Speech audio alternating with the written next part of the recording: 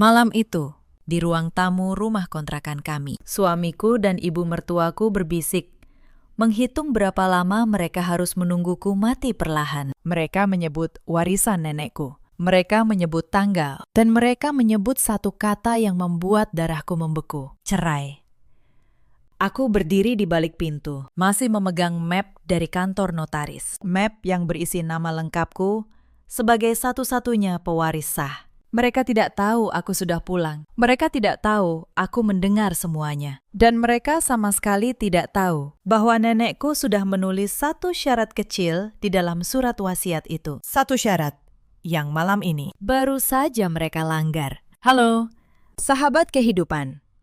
Selamat datang kembali di kanal ini. Tempat kita merenungi kisah-kisah tentang luka, kesabaran, dan keadilan yang selalu menemukan jalannya. Sebelum kita mulai, silakan tarik napas sejenak. Karena kisah malam ini akan mengajak kalian masuk ke dalam rumah yang dari luar tampak hangat. Namun di dalamnya tersimpan racun yang paling halus. Racun bernama keserakahan. Nama saya Renjana. Lengkapnya, Renjana Wulandari. Usia saya 34 tahun. Saya bekerja sebagai notaris di sebuah kantor kecil di kawasan Tebet, Jakarta Selatan. Sudah 9 tahun saya menyandang status sebagai seorang istri. 9 tahun. Angka yang terdengar manis bila diucapkan di acara kumpul keluarga. Orang-orang akan bertepuk tangan. Mereka akan berkata, betapa setianya kami, betapa kuatnya rumah tangga kami. Tetapi mereka tidak pernah tahu apa yang terjadi di balik pintu rumah kontrakan kami di pinggiran Depok. Mereka tidak tahu bahwa 5 tahun terakhir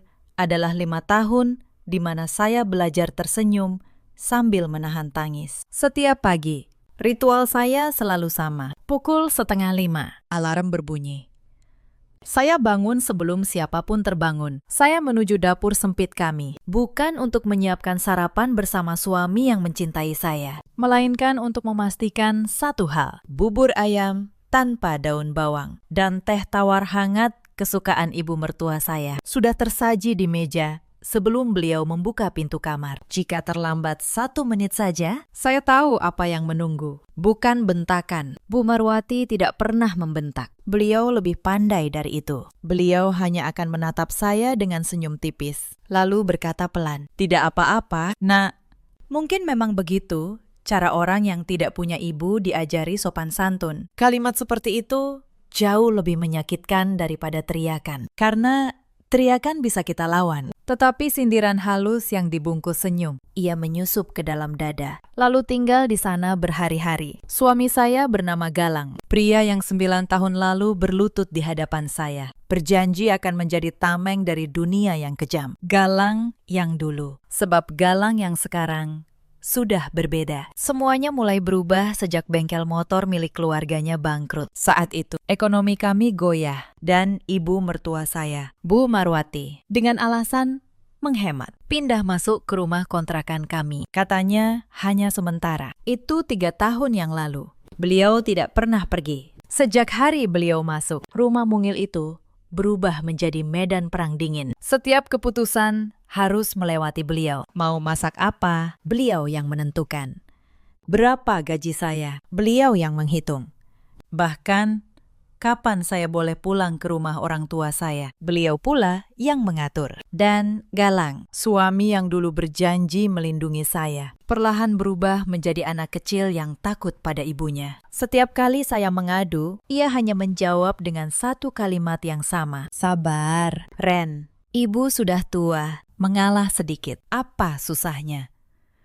Mengalah sedikit, seolah-olah selama ini saya tidak pernah mengalah. Saya tidak punya banyak keluarga. Orang tua saya meninggal saat saya masih kuliah. Satu-satunya orang yang tersisa, satu-satunya tempat saya pulang, adalah nenek saya. Kami memanggilnya Nenek Sukarsi. Beliau tinggal sendiri di sebuah rumah tua di kawasan Menteng. Peninggalan kakek saya yang dulu seorang pengusaha tekstil. Dari luar, rumah nenek hanya rumah tua yang catnya mulai mengelupas. Tetapi saya tahu, di balik kesederhanaan beliau, Nenek Sukarsi bukan orang sembarangan. Beliau menyimpan banyak hal yang tidak pernah beliau ceritakan pada siapapun, termasuk pada saya. Yang Galang dan ibunya tahu hanya satu, bahwa saya punya seorang nenek kaya yang sudah sangat tua dan yang tidak punya ahli waris lain selain saya. Dan disitulah, tanpa saya sadari, racun itu mulai diseduh. Saya masih ingat jelas kapan saya pertama kali melihat kilau aneh di mata ibu mertua saya. Hari itu, Nenek Sukarsih dirawat di rumah sakit karena jantungnya melemah. Saya menangis sepanjang malam di koridor rumah sakit. Galang menemani.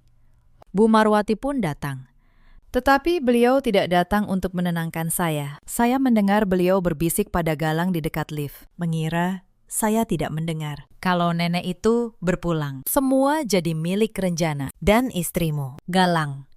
Itu artinya milik kita. Saat itu, saya pikir saya salah dengar. Saya pikir itu hanya kelelahan yang membuat telinga saya mengarang. Saya memilih percaya bahwa orang-orang yang tidur seatap dengan saya tidak mungkin sebusuk itu. Betapa naifnya saya waktu itu. Nenek sembuh dari serangan pertama, tetapi dokter berkata, jantung beliau seperti lilin yang tinggal sumbu, bisa padam kapan saja. Sejak hari itu, sikap Bu Marwati pada saya berubah 180 derajat. Tiba-tiba beliau menjadi sangat perhatian. Beliau yang dulu menyuruh saya mencuci semua piring, kini ikut membantu. Beliau yang dulu menghitung setiap rupiah gaji saya, kini berkata, simpan saja uangmu. Nak, kamu kan capek kerja. Saya, yang sudah lama haus akan kebaikan sekecil apapun, hampir saja luluh. Hampir saja saya percaya bahwa orang bisa berubah. Saya bahkan sempat menangis haru di kamar mandi. Bersyukur,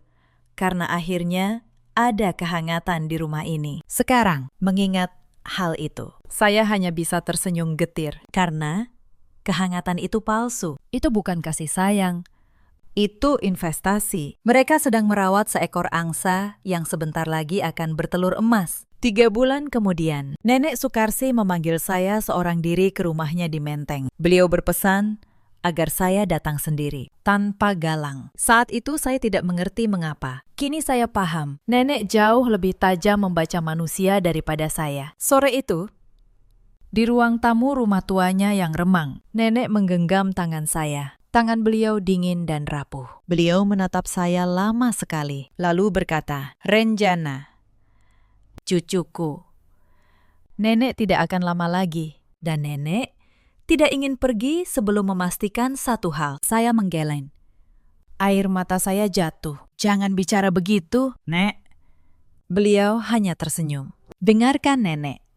Harta ini, rumah ini, semua yang kakekmu tinggalkan, sudah nenek atur. Tapi, nenek tidak menyerahkannya begitu saja. Nenek menaruh syarat. Karena nenek tahu, harta itu seperti madu. Ia mengundang banyak semut, dan tidak semua semut datang sebagai teman. Saya tidak sepenuhnya mengerti maksud beliau saat itu. Saya hanya mengangguk.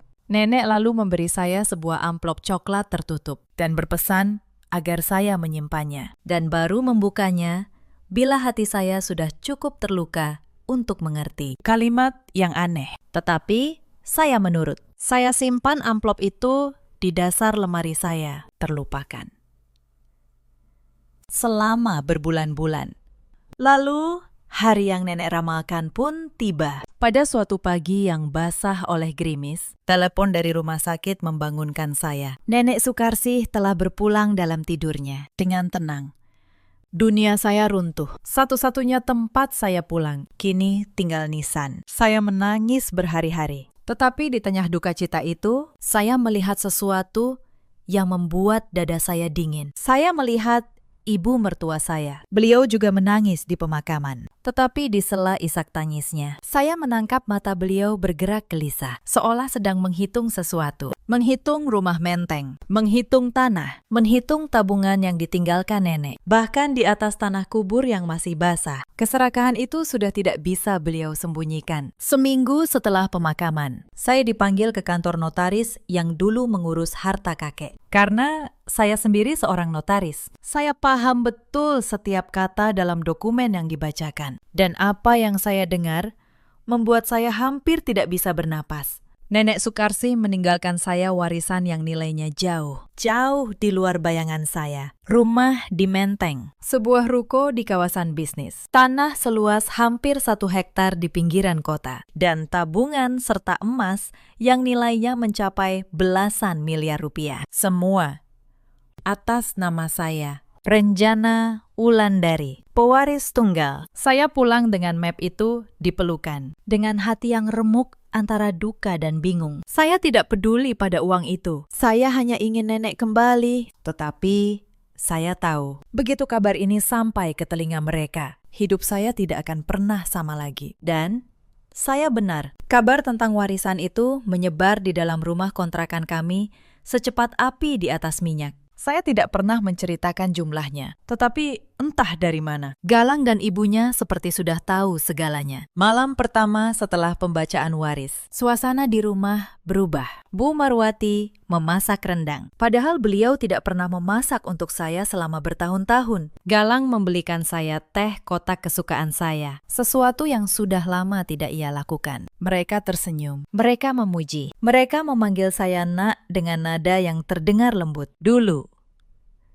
saya akan menangis bahagia melihat perubahan ini. Tetapi kini, setiap kebaikan mereka terasa seperti jari-jari dingin yang meraba leher saya. Saya tahu apa yang sedang mereka kejar. Maka saya melakukan satu hal yang menyelamatkan hidup saya. Saya berpura-pura tidak tahu apa-apa. Saya tersenyum. Saya menerima rendang itu. Saya berkata, terima kasih. Sambil di dalam dada saya, sesuatu mulai mengeras menjadi baja. Insiden pertama datang 3 hari kemudian. Galang mengajak saya bicara 4 mata di kamar. Ia memegang tangan saya, menatap saya dengan mata yang dulu pernah saya cintai. Ren, katanya pelan. Mas tahu kamu lagi sedih, tapi Mas mikir daripada warisan nenek cuma diam di bank, mendingan kita kembangkan. Mas mau buka lagi bengkel, tapi yang besar. Kalau sukses, hidup kita berubah total. Serahkan saja pengelolaannya ke Mas, atas nama Mas, biar gampang urusannya. Saya menatapnya. Pria yang 9 tahun saya temani. Pria yang kini melihat saya bukan sebagai istri, melainkan sebagai sebuah rekening berjalan. Saya hanya menjawab pelan. Nanti Ren pikirkan. Mas, Ren masih berkabung. Ia tersenyum puas, mengira saya akan luluh. Malam itu, untuk pertama kalinya, saya tidak bisa tidur. Bukan karena sedih, tetapi karena saya akhirnya melihat wajah asli orang-orang di sekeliling saya. Insiden kedua datang dari ibu mertua. Beberapa hari setelahnya, Bu Marwati duduk di samping saya sambil mengupas mangga. Nadanya manis seperti madu basi. Nak, rumah nenekmu di Menteng itu kan besar. Sayang kalau kosong. Bagaimana kalau dibalik nama saja ke Galang?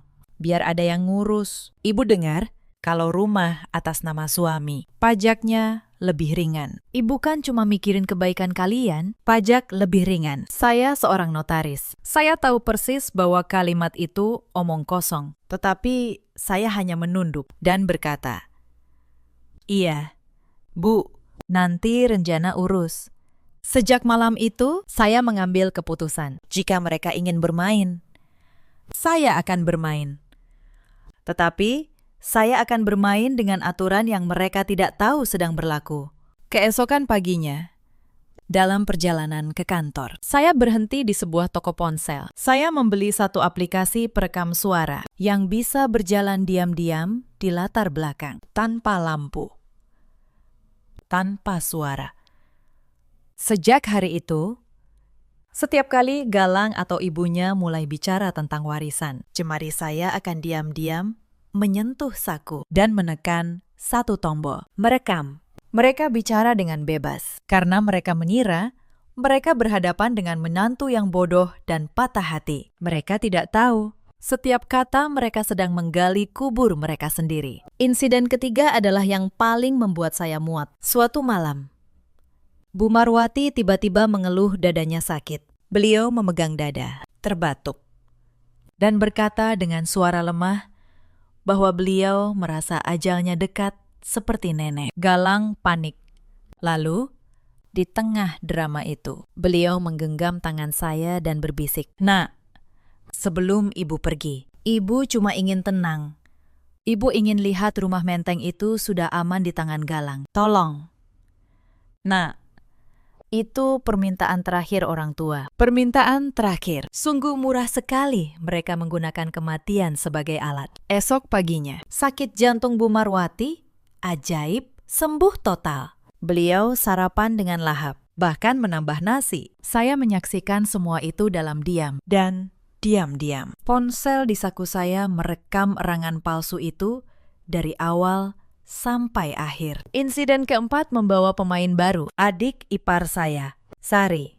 Adik perempuan Galang, yang selama ini jarang menampakkan diri. Tiba-tiba rajin berkunjung. Ia datang dengan senyum lebar dan bahasa yang manis. Tetapi tidak butuh waktu lama bagi saya untuk menyadari Sari datang sebagai pasukan tambahan. Ia mulai menyentil-nyentil. Baren, enak ya, dapat warisan banyak. Jangan lupa, keluarga. Loh, Mbak, kita kan satu darah sekarang. Satu darah. Padahal selama bertahun-tahun saya menderita di rumah ini. Tidak satu pun dari mereka yang menganggap saya darah daging. Saya baru menjadi keluarga di hari saldo rekening saya membengkak. Sari bahkan melangkah lebih jauh. Suatu hari, ia mengajak saya makan siang berdua. Dengan dalih, ingin lebih dekat dengan kakak ipar di restoran itu. Dengan senyum manisnya. Ia mulai menyusun perangkapnya sendiri. Mbak Ren, katanya sambil mengaduk minumannya. Sari ini sayang sama Mbak. Loh. Makanya, Sari mau ngingetin, Mas Galang itu sebenarnya lagi banyak tekanan soal bengkel. Kasihan dia kalau Mbak sayang sama dia. Bantu dong. Lagian, harta itu kan kalau dipakai bareng-bareng jadi berkah. Kalau ditahan sendiri, nanti malah jadi sumber pertengkaran. Saya menatap perempuan muda di hadapan saya itu. Begitu lihai memutar kata. Persis seperti ibunya. Saya hanya tersenyum dan menjawab, kamu benar. Sari, harta memang bisa jadi sumber pertengkaran. Makanya, Mbak harus hati-hati sekali siapa yang Mbak percaya. Sari tampak puas, mengira saya setuju. Ia tidak menangkap dua makna dalam kalimat saya. Dan sekali lagi, ponsel di tas saya menyimpan rapi seluruh percakapan itu. Sejak hari itu, saya menyadari bahwa ini bukan lagi rencana satu atau dua orang. Ini adalah persekongkolan satu keluarga. Mereka bergerak seperti kawanan dari berbagai arah, menutup setiap celah agar mangsa mereka tidak bisa lari. Yang tidak mereka sadari, mangsa itu sudah lama berhenti menjadi mangsa. Ada satu senjata lain yang mereka gunakan, dan ini yang paling kejam. Selama 9 tahun pernikahan, saya dan Galang belum dikaruniai anak dulu.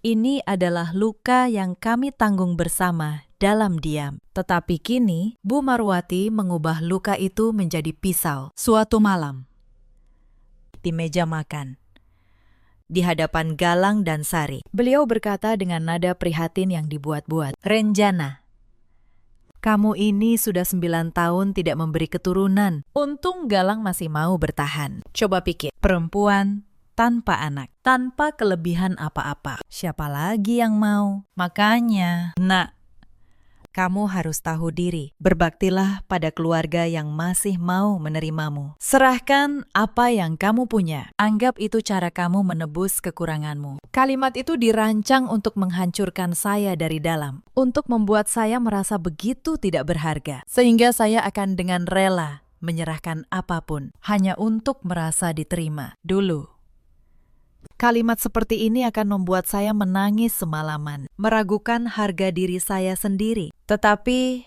malam itu, saya hanya menunduk dan berkata, iya, Bu, Renjana akan berusaha. Sementara di dalam dada saya, baja itu menjadi semakin keras. Saya menyadari satu hal yang membebaskan. Nilai saya sebagai manusia tidak pernah ditentukan oleh rahim saya atau oleh seberapa banyak yang bisa diperas dari saya. Nilai saya ditentukan oleh diri saya sendiri dan ponsel di saku saya. Sekali lagi, merekam setiap kata penghinaan itu dengan setia. Insiden kelima adalah titik di mana saya tahu. Ini bukan lagi sekedar keserakahan. Ini sudah menjadi rencana. Suatu sore, Galang pulang membawa map. Ia menaruhnya di meja dengan hati-hati, lalu berkata bahwa ada surat kecil yang perlu saya tanda tangani. Katanya itu hanya surat kuasa pengelolaan, formalitas biasa. Ia bahkan menyodorkan pulpen sebagai notaris. Saya membaca setiap baris, dan jantung saya berhenti sejenak. Itu bukan surat kuasa biasa, itu adalah surat kuasa penuh yang memberi Galang hak untuk menjual, mengalihkan, dan menguasai seluruh aset warisan saya tanpa perlu persetujuan saya lagi. Sekali saya menandatanganinya, saya akan kehilangan segalanya hanya dengan satu coretan tinta. Saya menatap pulpen itu, lalu saya menatap suami saya yang tersenyum penuh harap, menunggu saya menggali kubur saya sendiri. Saya menarik napas dan berkata dengan suara selembut mungkin, "Mas, ini dokumen penting. Ren mau baca dulu yang teliti. Besok ya." Ren tanda tangani. Wajahnya sedikit kecewa, tetapi ia mengangguk. Malam itu, saya tidak tidur sama sekali. Saya duduk di tepi ranjang, memandangi map itu. Dan untuk pertama kalinya sejak nenek pergi, saya teringat sesuatu. Amplop coklat, pesan terakhir nenek. Buka bila hatimu sudah cukup terluka untuk mengerti. Hati saya malam itu sudah lebih dari cukup terluka. Insiden keenam terjadi di dalam diri saya sendiri. Di tengah keheningan dini hari, saya bangkit.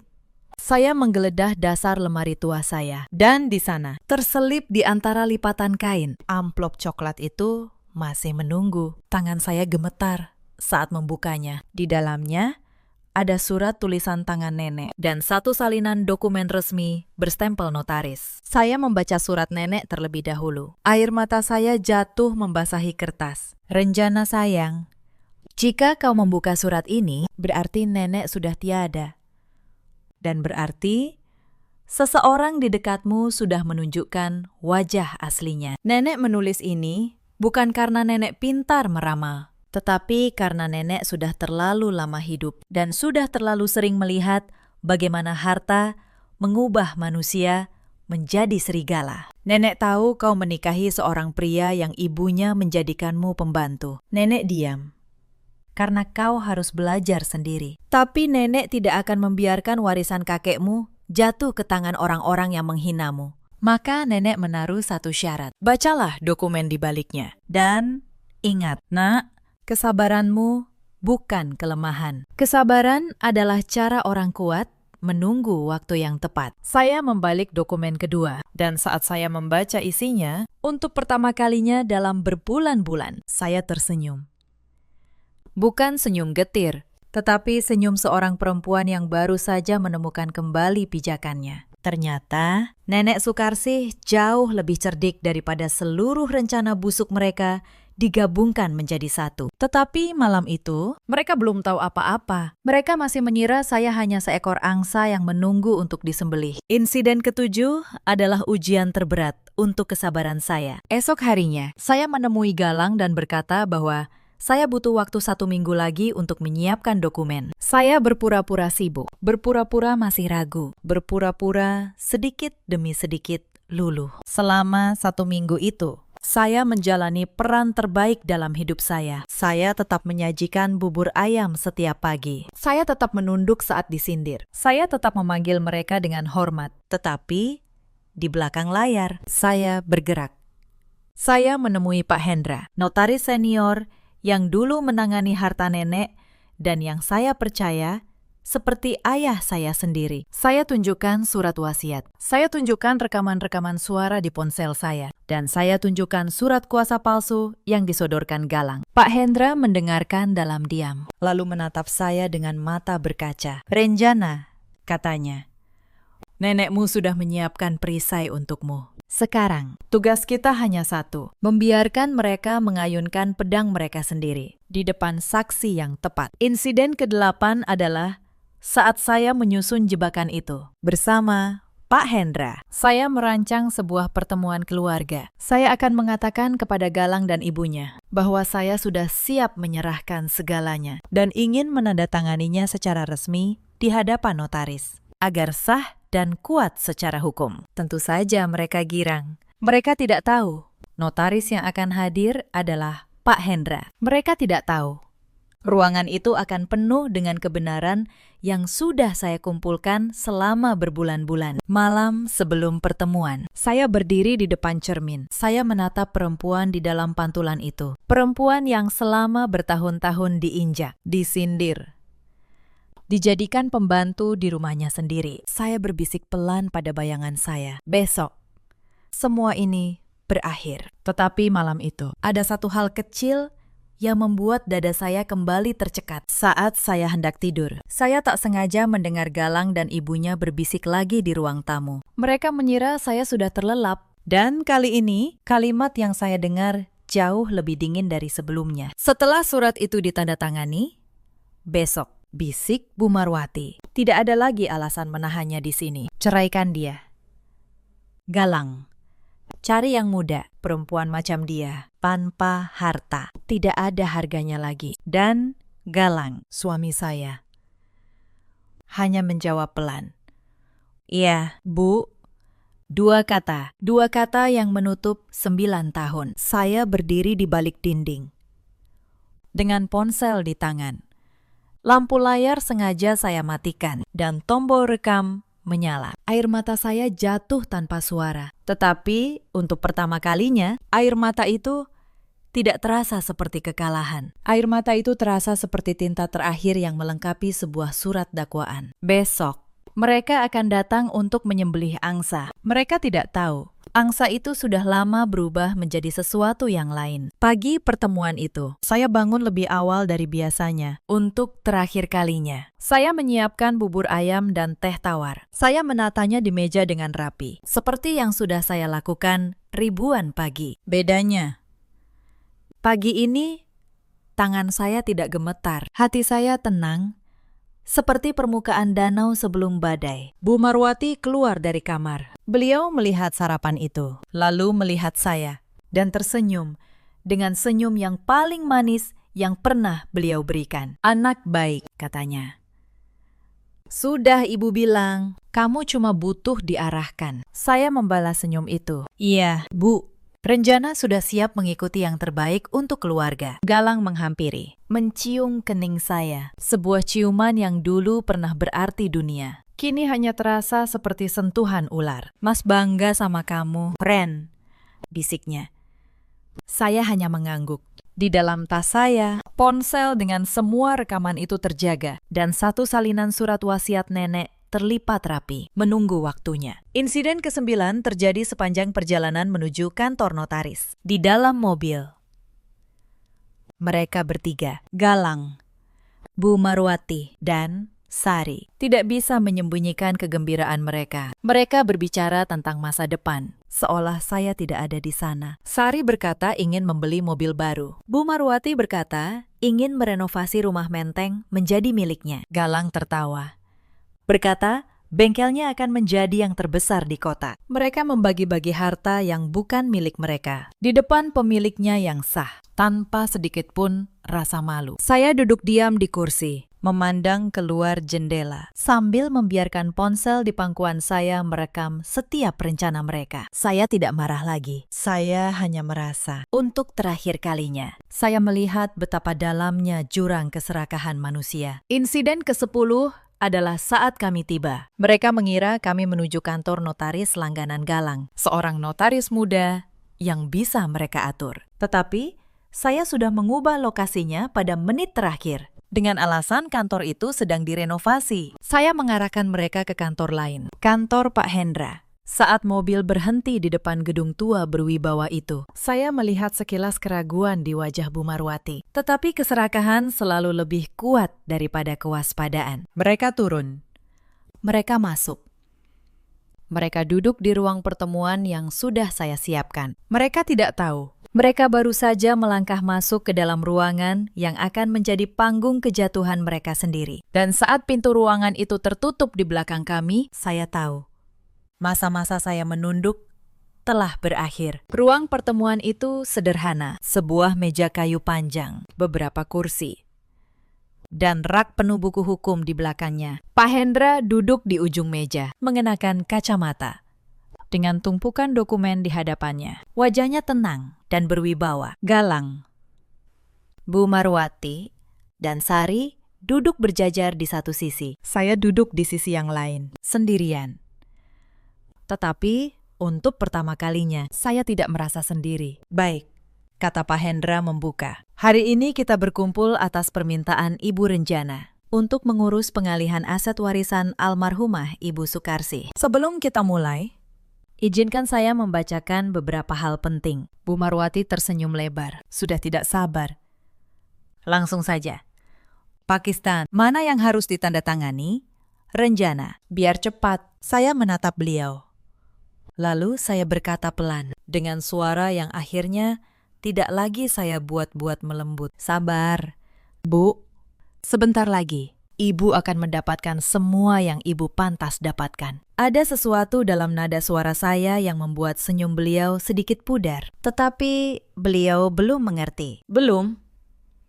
Pak Hendra mengeluarkan sebuah map. Sebelum pengalihan, saya wajib membacakan surat wasiat asli almarhumah Ibu Sukarsih yang dibuat dan disahkan di kantor ini 1 tahun sebelum beliau berpulang. Surat ini memiliki kekuatan hukum penuh. Galang mengerutkan dahi. Wasiat. Bukannya warisannya sudah jelas semua ke Renjana? Benar, jawab Pak Hendra, tenang. Tetapi ada satu pasal khusus yang belum pernah dibacakan kepada siapapun, kecuali kepada Ibu Renjana sendiri 2 hari yang lalu. Saya melihat keringat tipis mulai muncul di dahi Bu Marwati. Insting beliau, insting seekor pemangsa, mulai merasakan bahaya. Tetapi sudah terlambat untuk lari. Pak Hendra mulai membaca. Suaranya jernih memenuhi ruangan. Saya, Sukarsih, dengan akal sehat dan tanpa paksaan, mewariskan seluruh harta saya kepada cucu saya satu-satunya, Renjana Wulandari. Namun, dengan satu syarat mutlak yang mengikat. Apabila terbukti bahwa suami atau keluarga suami dari cucu saya berupaya dengan tipu daya, paksaan, atau pengkhianatan untuk merampas, mengalihkan, atau menguasai harta ini dari tangan cucu saya, maka seluruh hak suami atas harta Gonogini dan seluruh klaim apapun atas warisan ini gugur seketika, dan harta ini akan dikunci sepenuhnya atas nama Renjana, tidak dapat diganggu-gugat oleh siapapun selamanya. Ruangan itu hening total, sehening kuburan. Wajah Galang memucat. Sari membeku dengan mulut setengah terbuka. Dan Bu Marwati, perempuan yang selama bertahun-tahun begitu pandai mengendalikan situasi, kini duduk kaku dengan mata yang membelalak. Itu tidak mungkin. Suara Bu Marwati bergetar. Surat itu pasti palsu. Renjana yang mengarang ini semua. Pak Hendra menatap beliau dengan tenang. Surat ini dibuat 1 tahun lalu. Bu, jauh sebelum Ibu Sukarsih wafat, distempel, disaksikan, dan diarsipkan secara resmi negara. Tidak ada satupun yang bisa memalsukannya. Sekarang giliran saya. Saya berdiri perlahan. Saya merasakan tatapan ketiga orang itu menusuk saya. Tatapan yang dulu membuat saya gemetar. Kini, tatapan itu tidak lagi punya kuasa atas saya. Bu Marwati, kata saya pelan. Mas Galang, selama bertahun-tahun, kalian memperlakukan saya seperti sampah. Saya bangun pukul 4:30 untuk membuat bubur kesukaan ibu. Saya menunduk setiap kali disindir. Saya menelan setiap penghinaan. Dan saya melakukannya karena saya pikir itulah harga sebuah keluarga. Saya berhenti sejenak. Suara saya bergetar, tetapi tidak goyah. Tetapi keluarga tidak menghitung kapan saya akan mati. Keluarga tidak berbisik di belakang punggung saya, menyusun rencana untuk menceraikan saya setelah uang saya habis. Galang tersentak. Ren, kamu.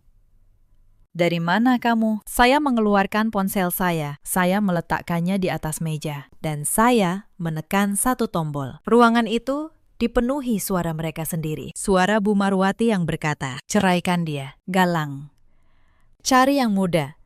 Perempuan macam dia, tanpa harta, tidak ada harganya lagi. Suara Galang yang menjawab, iya, Bu. Lalu rekaman lain, erangan sakit jantung palsu, rencana membagi rumah menteng, tawa Sari tentang mobil baru, semua. Setiap kata busuk yang pernah mereka ucapkan kini bergema kembali, memenuhi ruangan. Di depan seorang notaris dan di depan Tuhan. Wajah mereka bertiga berubah putih seperti kapur. Sari mulai menangis. Galang menunduk, tidak berani menatap saya. Dan Bu Marwati, untuk pertama kalinya dalam hidup saya mengenalnya, kehilangan semua kata. Galang adalah orang pertama yang bersuara setelah rekaman itu berhenti. Suaranya nyaris tak terdengar. Ren, itu kamu rekam semuanya selama berbulan-bulan. Mas, jawab saya tenang. Sejak pertama kali kalian mengira saya terlalu bodoh untuk mengerti apa yang sedang kalian rencanakan. Setiap bisikan kalian di ruang tamu, setiap drama sakit jantung ibu, setiap kali Mas membujuk saya menyerahkan apa yang nenek tinggalkan. Semuanya ada di sini. Ia menutup wajahnya dengan kedua tangan. Aku cuma menuruti ibu. Ren, aku tidak pernah benar-benar. Itu justru yang paling menyakitkan. Mas, potong saya. Suara saya bergetar, tetapi tetap tegak. Mas punya pilihan. Setiap hari, selama bertahun-tahun. Mas bisa memilih untuk membela saya. Tetapi Mas selalu memilih diam. Dan diamnya seorang suami. Di hadapan istrinya yang diinjak. Itu bukan kelemahan. Itu pengkhianatan yang paling pengecut. Galang tidak menjawab, karena tidak ada lagi yang bisa ia katakan. Kebenaran sudah berdiri telanjang di tengah ruangan itu. Dan tidak ada satupun dari mereka yang bisa menutupinya lagi. Hitam di atas putih. Bu, kata saya pelan, menutup ponsel itu. Surat wasiat nenek, ditambah suara kalian sendiri. Menurut hukum, semua yang ada di rekaman ini adalah bukti pengkhianatan. Dan itu berarti, sesuai syarat nenek, Mas Galang kehilangan seluruh haknya atas harta gonogini kami. Tidak ada 1 rupiah pun dari warisan ini yang akan jatuh ke tangan kalian. Tidak. Pernah. Renjana, tolong. Akhirnya Bu Marwati bersuara. Dan kini, nadanya berubah total. Merendah. Memelas.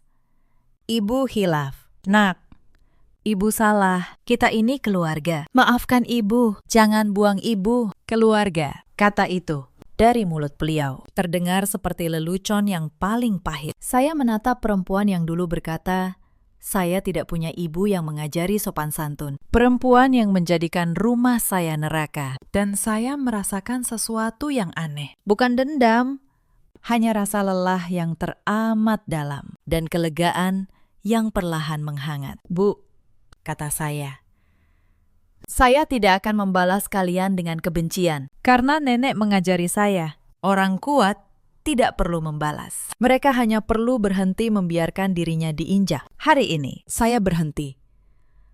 Saya berhenti sejenak. Lalu menatap Bu Marwati lurus. Ibu pernah berkata, perempuan tanpa anak, tanpa kelebihan apa-apa. Tidak ada yang mau. Ibu pakai luka terdalam saya sebagai senjata di meja makan. Di depan semua orang. Hari ini saya ingin ibu tahu, harga diri saya tidak pernah ditentukan oleh apa yang bisa ibu peras dari saya. Dan ternyata justru ibu yang sebentar lagi tidak akan punya apa-apa. Bu Marwati membuka mulut. Tetapi tidak ada suara yang keluar. Saya menoleh ke Pak Hendra, Pakistan.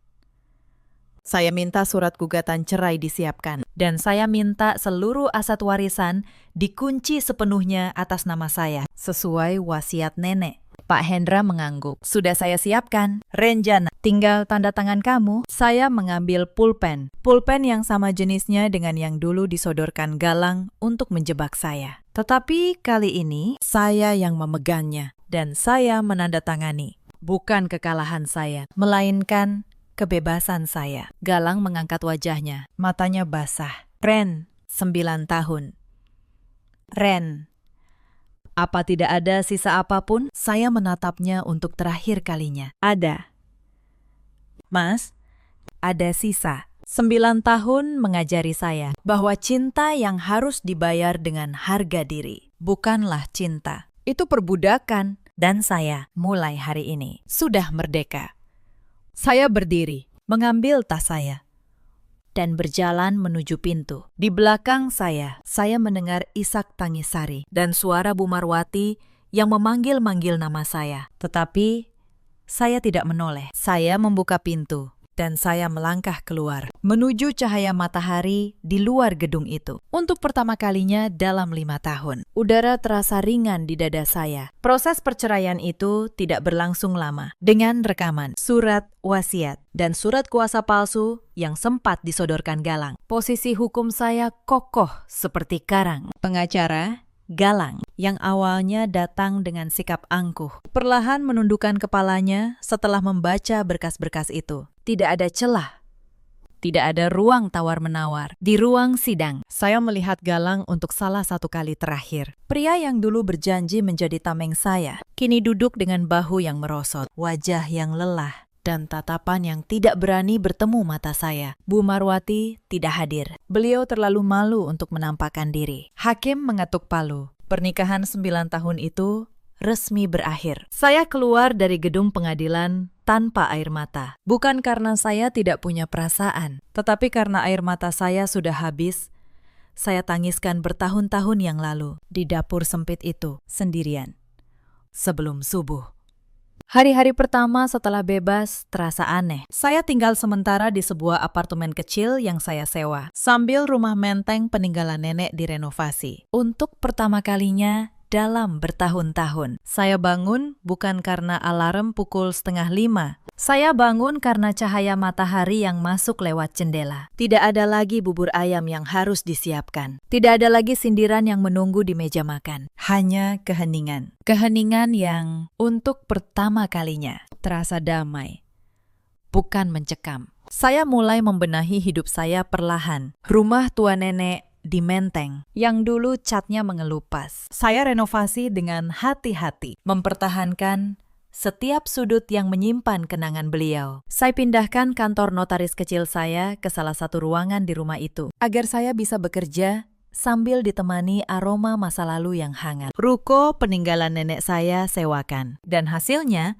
saya kelola dengan bijak, bukan untuk berfoya-foya, melainkan untuk membangun pijakan yang kokoh. Saya juga bertemu kembali dengan Mbak Asih, asisten rumah tangga lama nenek yang dulu sangat menyayangi saya. Beliau menangis saat melihat saya, memeluk saya erat, dan berkata bahwa nenek selalu bercerita tentang saya dengan bangga. Nenekmu tahu, Nak, kata Mbak Asih sambil mengusap air matanya. Beliau tahu kamu akan baik-baik saja. Beliau cuma ingin memastikan kamu punya pegangan saat dunia menjatuhkanmu. Saya mengajak Mbak Asih tinggal kembali di rumah Menteng, bukan sebagai pembantu, melainkan sebagai keluarga yang dulu hilang dan kini ditemukan kembali. Beberapa bulan berlalu, hidup saya perlahan menemukan iramanya yang baru, tenang, sederhana, dan utuh.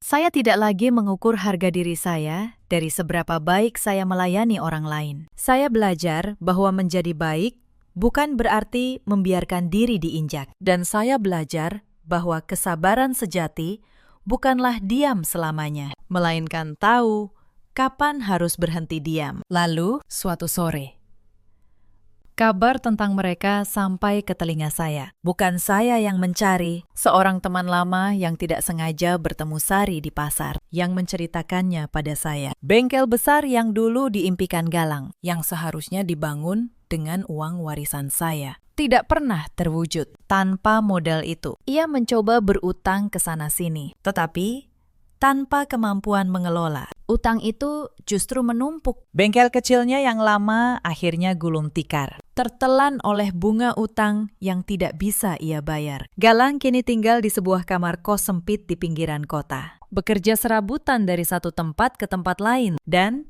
Bu Marwati, perempuan yang dulu begitu angkuh, yang dulu berkata, "Saya tidak punya ibu yang mengajari sopan santun," kini terpaksa menelan harga dirinya bulat-bulat. Beliau di usia senjanya, bekerja sebagai penjaga sebuah toko kelontong milik orang lain dengan upah yang pas-pasan demi menutupi sisa-sisa utang keluarga. Saya mendengar semua itu dalam diam dan saya menunggu. Menunggu apakah akan muncul rasa puas atau dendam yang terbalaskan di dada saya. Tetapi tidak ada. Tidak ada satupun rasa menang. Hati saya sudah terlalu penuh oleh kedamaian untuk menyisakan ruang bagi kepahitan. Mereka hanya sedang menuai apa yang mereka tanam sendiri. Di atas tanah keserakahan, tidak akan pernah tumbuh pohon kebahagiaan. Itu bukan kutukan saya, itu hanya hukum kehidupan yang paling sederhana, yang selalu berlaku, cepat atau lambat. Sore itu,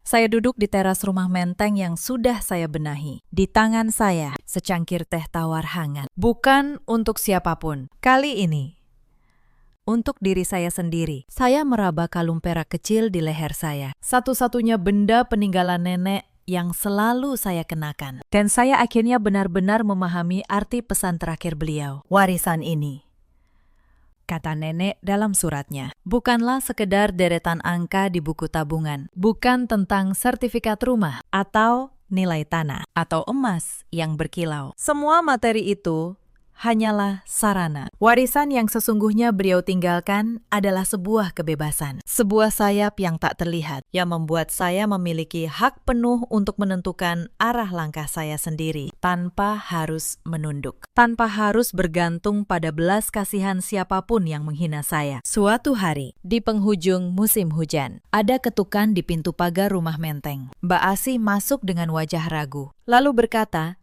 bahwa ada dua orang yang ingin menemui saya. Saat saya keluar, saya melihat mereka, Galang dan Bu Marwati, berdiri di balik pagar, basah oleh gerimis, dengan pakaian yang sudah lusuh. Mereka datang untuk meminta. Bu Marwati, yang dulu setinggi langit, kini menunduk di hadapan saya. Renjana, suaranya parau. Ibu, kami tidak punya tempat lagi. Utang itu mencekik kami. Kalau kamu masih punya hati, tolong.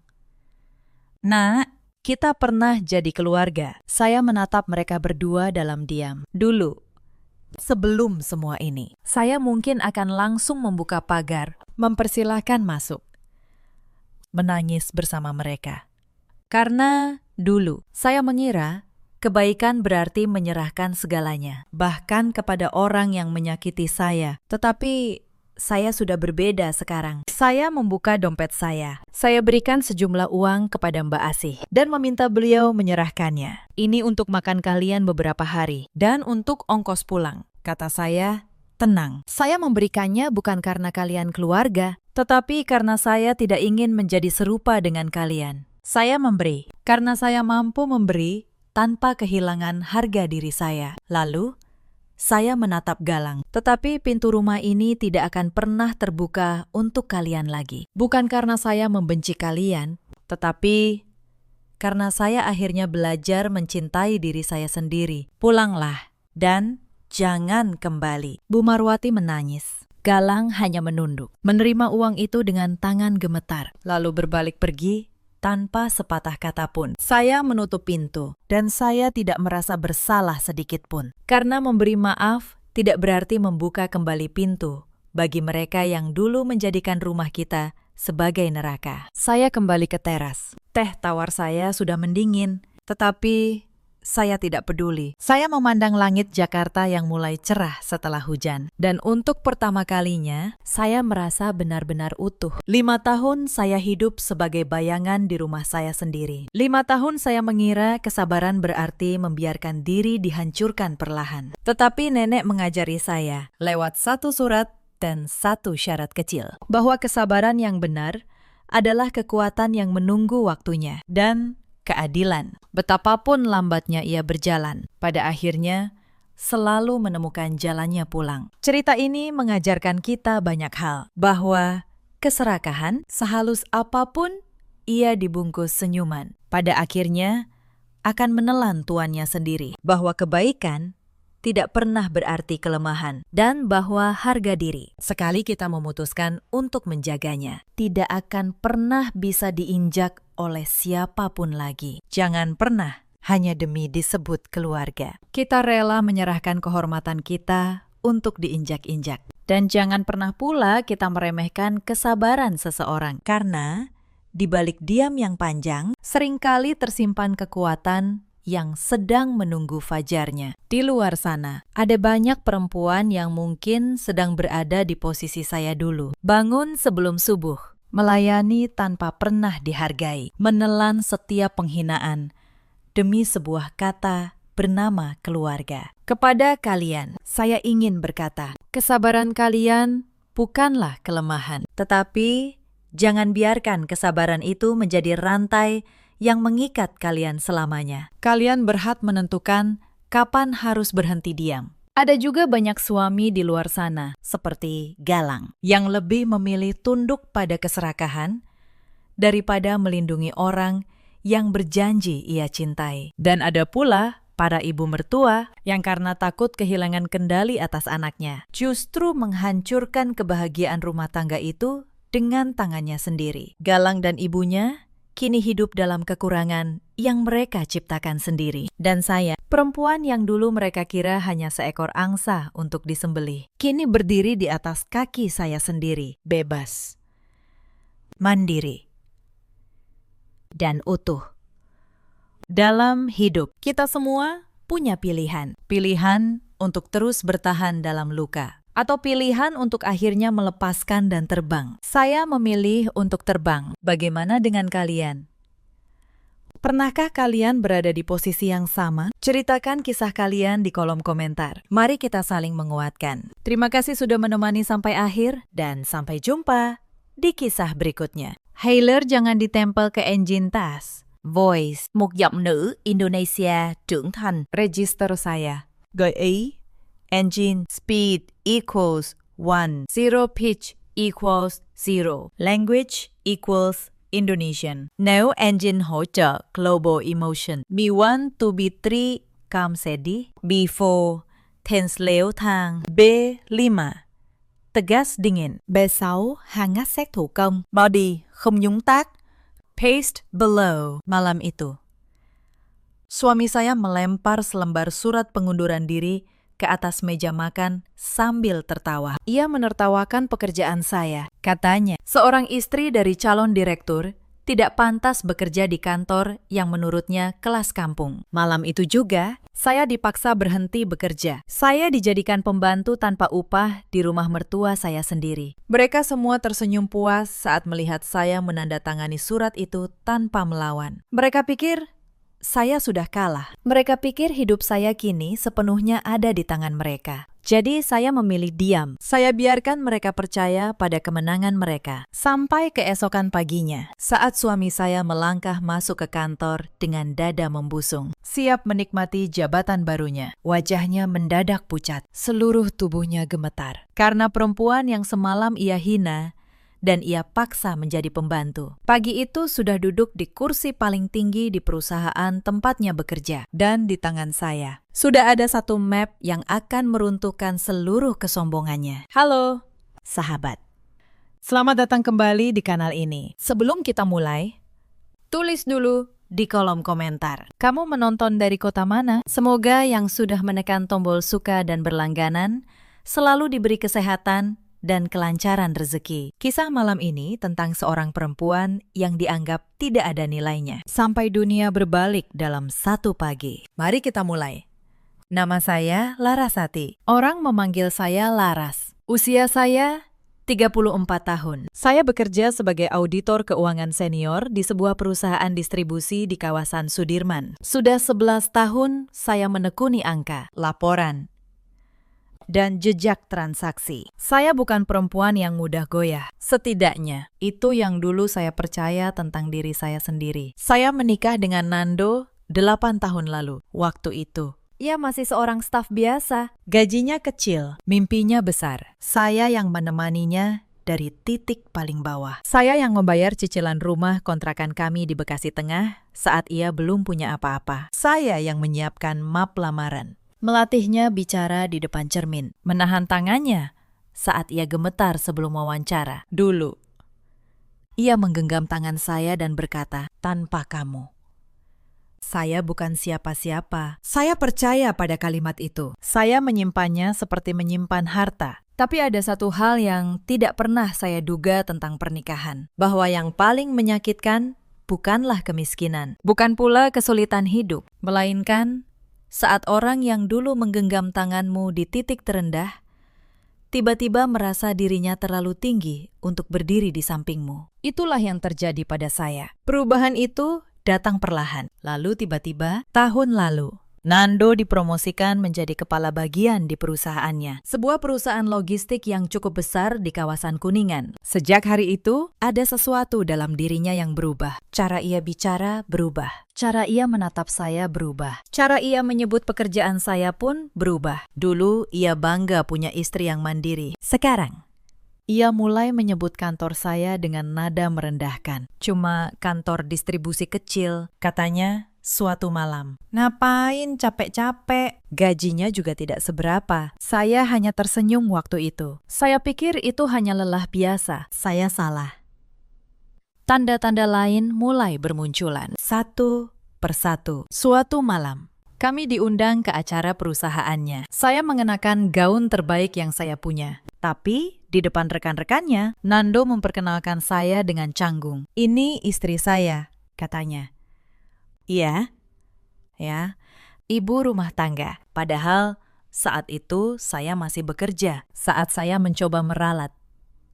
Ia menekan lengan saya pelan, isyarat agar saya diam. Malam itu, di mobil, dalam perjalanan pulang, saya bertanya, kenapa? Ia hanya menjawab, di lingkungan saya, istri yang kerja kantoran kecil itu kurang pantas dibanggakan. Saya terdiam sepanjang sisa perjalanan. Untuk pertama kalinya, saya merasa menjadi sesuatu yang ia sembunyikan. Sejak malam itu, saya mulai memperhatikan banyak hal yang dulu tidak saya lihat. Cara ia menghindar saat saya bercerita tentang pekerjaan. Cara ia memotong ucapan saya di depan orang lain. Cara ia memuji istri-istri rekannya yang hanya tinggal di rumah. Setiap hal kecil itu menumpuk perlahan. Seperti retakan halus di dinding yang tampak kokoh. Mertua saya, Bu Sutina, ikut memperkeruh keadaan. Beliau tinggal bersama kami sejak Nando dipromosikan, katanya, biar bisa mengurus calon direktur. Setiap pagi, beliau membandingkan saya dengan menantu tetangga. Lihat itu, istri Pak Hartono, di rumah saja. Mengurus suami sepenuh hati. Kamu ini pulang malam terus. Suami diurus siapa? Saya menyimak dalam diam. Saya pikir mungkin beliau hanya butuh waktu untuk mengenal saya. Lagi-lagi, saya salah. Bu Sutinah tidak berhenti di kata-kata. Suatu sore, saya pulang dan mendapati lemari saya berantakan. Beberapa pakaian kerja saya hilang. Saat saya tanya, beliau menjawab enteng. Ibu kasih ke tetangga. Toh kamu sebentar lagi tidak butuh baju kerja. Saya hanya bisa menelan rasa kesal di dada. Lalu, beberapa hari kemudian, saya menyadari sesuatu yang lebih jauh. Tabungan bersama kami berkurang. Saat saya tanya pada Nando, ia menjawab tanpa menatap saya. Ibu butuh modal usaha kecil. Saya kasih dari tabungan kita. Ia tidak meminta pendapat saya. Ia bahkan tidak merasa perlu memberitahu saya lebih dulu. Uang yang saya kumpulkan bertahun-tahun dipakai tanpa sepatah kata izin. Di rumah itu, suara saya perlahan dihapus. Sehelai demi sehelai. Lalu ada Wulan, adik ipar saya, usia 29 tahun. Ia tinggal di rumah kami juga. Katanya sedang mencari kerja. Tapi yang saya lihat setiap hari, ia hanya sibuk dengan ponselnya dan tas-tas baru. Wulan paling pintar membakar suasana. Setiap kali Nando pulang, Wulan punya cerita baru tentang betapa hebatnya kakaknya dan betapa istri kakaknya tidak tahu diri. Mbak Laras itu sombong. Mas, katanya suatu sore, punya gelar sedikit, merasa pintar sendiri. Nando hanya tertawa. Tawa yang dulu hangat kini terdengar asing di telinga saya. Puncaknya datang pada satu malam di bulan kemarin. Nando pulang dengan wajah berseri. Begitu masuk rumah, ia langsung memanggil seluruh isi rumah ke ruang makan. Bu Sutinah datang dengan senyum lebar. Wulan ikut duduk. Matanya berbinar. Saya yang baru selesai mencuci piring, ikut duduk di ujung meja. Saya dapat kabar besar, kata Nando. Bulan depan akan ada perombakan besar di perusahaan saya. Posisi direktur operasional kemungkinan jatuh ke tangan saya. Bu Sutinah langsung menangkupkan tangan, memuji-muji anaknya. Wulan bertepuk tangan kecil. Saya ikut tersenyum. Saya ucapkan selamat dengan tulus. Tapi senyum saya tidak bertahan lama. Nando menatap saya. Senyumnya berubah dingin. Tapi ada satu syarat, katanya pelan. Seorang calon direktur tidak boleh punya istri yang kerja di tempat kelas bawah. Itu memalukan. Itu menurunkan wibawa saya. Saya menatapnya. Tidak percaya. Maksud kamu apa, Mas? Tanya saya. Nando menarik napas, lalu berkata dengan nada yang membuat dada saya dingin. Mulai besok, kamu berhenti kerja. Kamu di rumah saja. Urus ibu. Urus rumah. Urus saya. Itu tugas seorang istri yang benar. Ruangan itu hening sejenak. Lalu, Bu Sutina tersenyum puas. Nah, begitu. Katanya. Akhirnya, kamu sadar juga posisimu. Wulan menahan tawa di balik telapak tangannya. Saya merasa seperti barang yang sedang ditawar di pasar. Saya, perempuan yang 11 tahun membangun karir dengan tangan sendiri. Malam itu diminta menghapus semuanya hanya demi gengsi seorang laki-laki. Saya mencoba bicara. Mas, pekerjaan ini bukan sekadar gaji buat saya. Ini hidup saya. Tapi Nando memotong. Hidup kamu sekarang adalah saya, katanya tajam. Tanpa saya. Kamu siapa? Kalimat itu menusuk lebih dalam dari yang ia tahu. Karena dulu, kalimat itu pernah ia ucapkan tentang dirinya sendiri. Dengan saya sebagai jawabannya. Sekarang ia membaliknya seperti pisau. Malam itu, ia benar-benar menyiapkan surat pengunduran diri. Ia mencetaknya sendiri. Ia letakkan di depan saya bersama sebuah pena. Tanda tangani, katanya. Bu Sutina berdiri di belakangnya, mengawasi.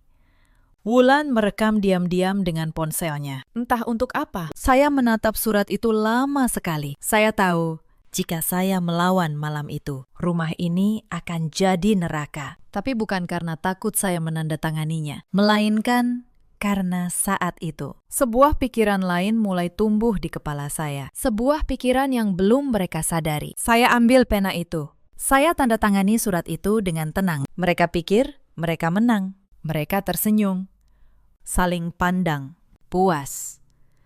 Yang tidak mereka tahu, saya menandatangani surat itu bukan karena menyerah. Saya menandatanganinya karena saya tahu sebentar lagi surat ini tidak akan ada artinya sama sekali. Malam itu, saya berbaring di tempat tidur sambil menatap langit-langit. Di samping saya, Nando sudah tidur pulas, tanpa beban sedikit pun. Ia merasa telah memenangkan sesuatu. Padahal ia baru saja kehilangan satu-satunya orang yang benar-benar mencintainya. Saya tidak menangis malam itu. Air mata saya sudah habis jauh sebelum hari ini. Yang tersisa di dada saya hanyalah satu hal, ketenangan.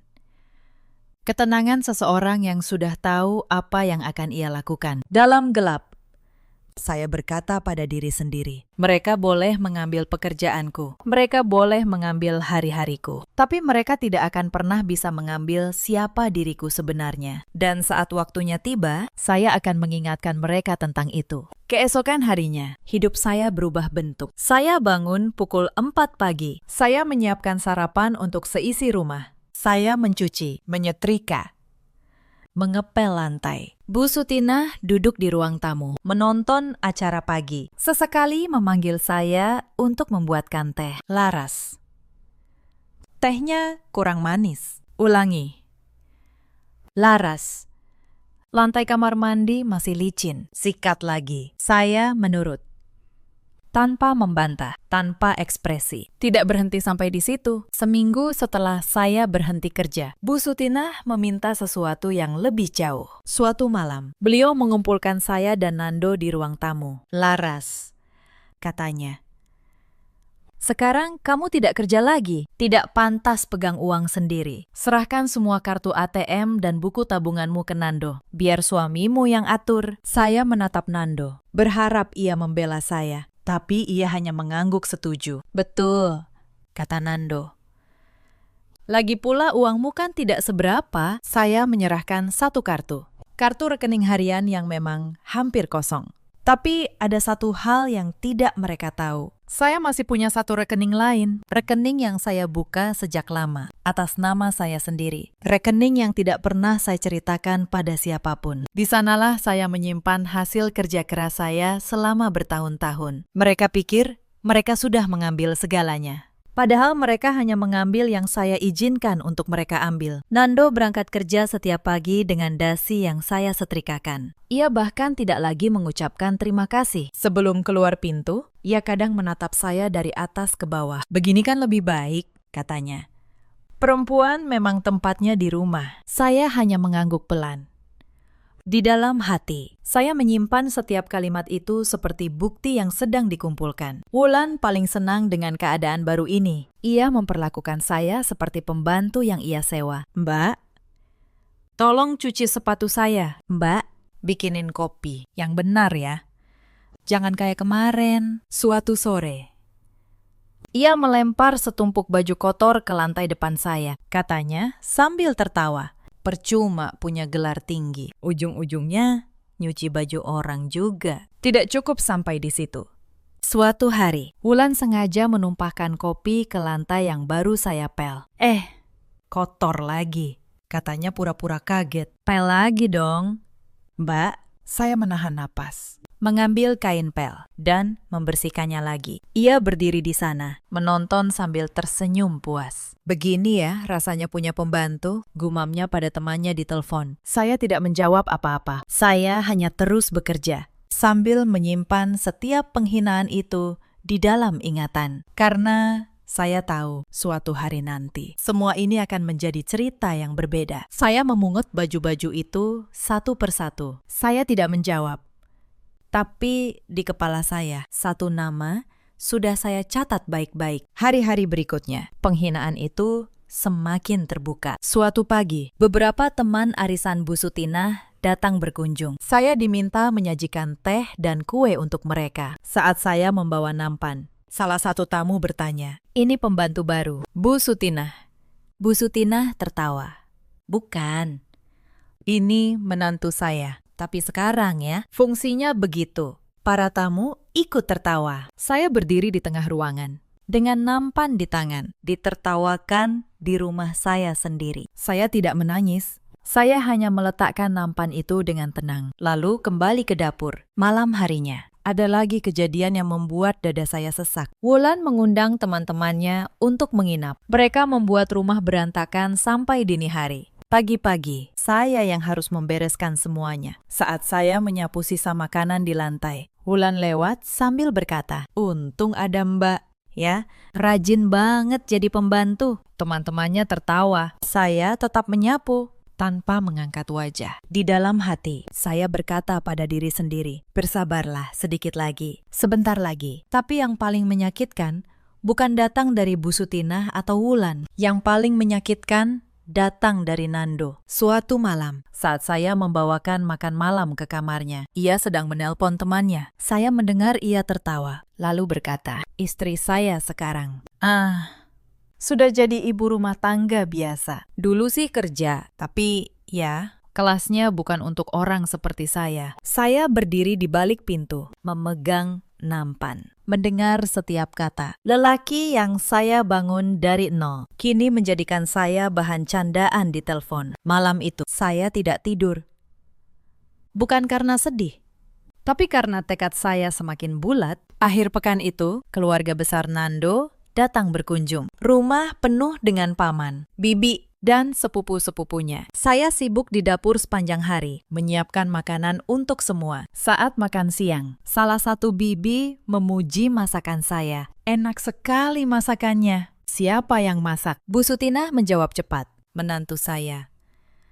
Untung dia sekarang di rumah, jadi ada yang ngurus. Dulu dia sok sibuk kerja, sekarang baru tahu tempatnya di mana. Seluruh ruangan tertawa. Nando ikut tertawa, tanpa sedikit pun membela saya. Saya berdiri di pintu dapur dengan piring di tangan. Menjadi tontonan. Saya tersenyum tipis. Lalu kembali ke dapur. Di balik pintu, saya menggenggam erat tepi meja. "Bersabarlah," kata saya pada diri sendiri. Sebentar lagi, semuanya akan berbeda. Beberapa hari kemudian, tubuh saya mulai menyerah. Kurang tidur, bekerja seharian, lalu begadang menyusun berkas. Semuanya menumpuk. Suatu malam, saya jatuh sakit. Demam tinggi. Saya hampir tidak bisa berdiri. Tapi pagi harinya, Bu Sutina tetap mengetuk pintu kamar dengan keras. Laras, sarapan belum siap. Kamu ini bagaimana? Saya mencoba bangun. Kepala saya berputar. Saya bilang, Maaf, Bu. saya sedang demam. Bu Sutina masuk. Menatap saya tanpa belas kasihan. Demam sedikit saja sudah malas-malasan, katanya. Dulu ibu mengurus 3 anak sambil sakit. Tidak pernah mengeluh. Ia pergi, meninggalkan saya yang masih menggigil di tempat tidur. Tidak ada yang membawakan saya obat. Tidak ada yang bertanya saya butuh apa. Bahkan Nando, suami saya, hanya melirik sekilas sebelum berangkat kerja. Jangan manja, katanya. Minum air putih saja, nanti juga sembuh. Saat itu, sambil menggigil sendirian, saya berjanji pada diri sendiri. Ini terakhir kalinya saya membiarkan mereka memperlakukan saya seperti ini. Mbak Asih diam-diam membawakan saya bubur dan obat siang itu. hanya dia Satu-satunya yang masih memperlakukan saya sebagai manusia. Hari-hari berikutnya berjalan seperti itu. Saya menjadi bayangan di rumah saya sendiri. Mereka bahkan mulai membatasi siapa yang boleh saya temui. Suatu hari, Seorang teman lama menelpon, mengajak saya menghadiri reuni kantor. sebelum saya menjawab, Nando merebut ponsel dari tangan saya. istri saya sibuk, katanya.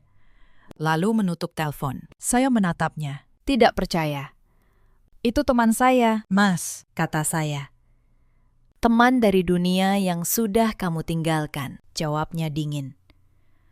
Tidak perlu kamu temui lagi. Sejak hari itu, ponsel saya sering hilang, entah kemana. Mereka ingin memutus saya dari dunia luar. Mereka ingin saya benar-benar sendirian, bergantung sepenuhnya pada mereka. Tapi mereka lupa satu hal. Seseorang tidak bisa benar-benar dikurung jika pikirannya masih bebas. Tapi malam hari, saat seisi rumah sudah tidur, saya tidak benar-benar diam. Saya membuka laptop lama saya di sudut kamar. Saya masih punya akses ke beberapa hal yang mereka kira sudah saya tinggalkan. Saya masih punya jaringan dari 11 tahun karir. Dan yang paling penting, Saya masih punya nama baik yang tidak bisa mereka rampas dengan selembar surat. Sekitar 2 minggu setelah saya berhenti kerja, telepon saya berdering. nomor yang sudah lama tidak menghubungi saya. Pak Dharma, Beliau adalah komisaris senior di sebuah perusahaan logistik besar. Dulu, beliau pernah menjadi klien audit saya bertahun-tahun lalu. beliau orang yang menghargai kerja jujur.